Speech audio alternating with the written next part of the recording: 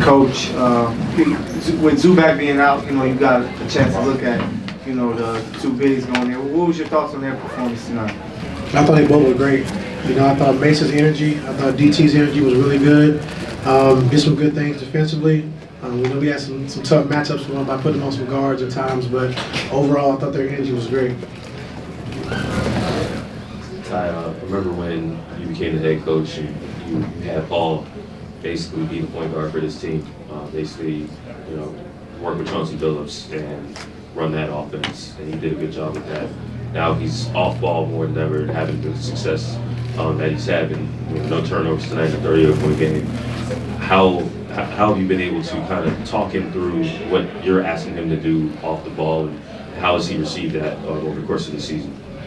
Yeah, he's been great. Him and Kawhi both, just having, less pick and roll opportunities because, like I said, we have James, who's an elite pick and roll player, and so all three of those guys have to sacrifice something, and we try to get PG in, more catch and shoots, more, elbow ISOs, Kawhi the same thing, and then, let James handle the pick and roll responsibilities of making the plays and making the right reads, and so, like I said, PG's playing off the ball. He's even more dangerous. Now he can shoot it, catch it, and drive it.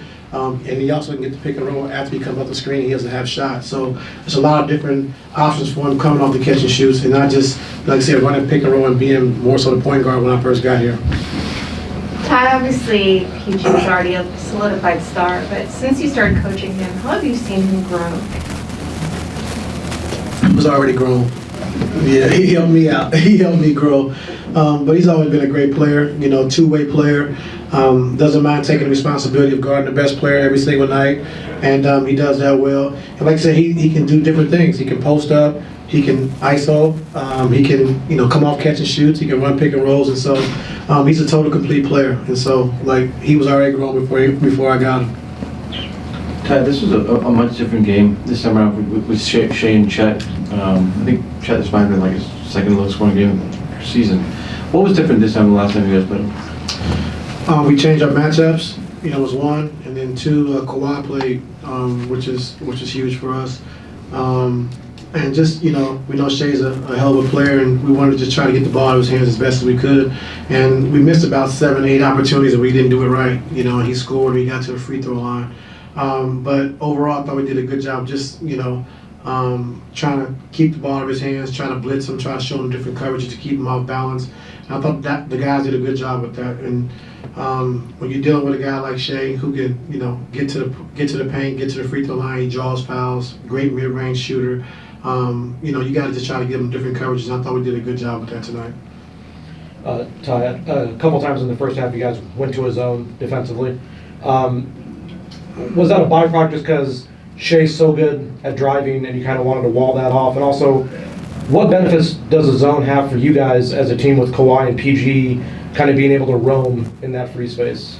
Yeah, I think more so just to, change the team's rhythm, when they get into a rhythm, offensively and you're having a hard time stopping them or one play is hurting you, just showing zone a few possessions just to try to, hopefully they forget about the play that was hurting us and go to something else. And so that's why we kind of use zone for that. Just try to disrupt and just change the rhythm of the game. And Coach, after the Sunday loss to Minnesota, you said you don't like your team's mental. Coming into the fourth quarter, you guys were up 10. They were able to cut it all the way to 1, but you guys finished strong all the way through. Did you like the way your team finished, their mental, and what you saw to close the game? Yeah, I did. I think when you're playing against, OKC, who's the top team in the West, top team in the league, they're going to make runs. And so how are you going to respond? That's our biggest thing. And, we responded well, just going on a run of our own. But, Isaiah Joe, made 2 deep threes, which, he's a great shooter. And we can't look surprised when he makes those kind of shots because he does it all the time, So they're going to make runs, and we understand that. But to hold on to the lead and to make our own run just says a lot about our team. And our mental tonight was really good. It was a lot better than it was in Minnesota.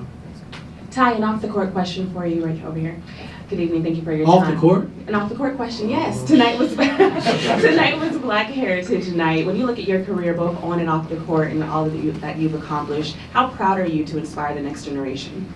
Oh, I like that question. I'm very happy and to be in the position I'm in, the stage I'm on, to be able to, show, young black kids, young brown kids that, you can do something special. And for me to be coming from Mexico, Missouri, and having a chance, opportunity to work for Mr. Balmer and running $1 billion corporation just says a lot about where I've come from and what I've been able to achieve. And so if I can do it, anyone can do it. And so I like being that role model, I like being that example. Thank you. Thanks, Ty. Thank y'all, man. Hey, Bob, you was hitting right here. With the Browns party with me, man. Thanks for the invite.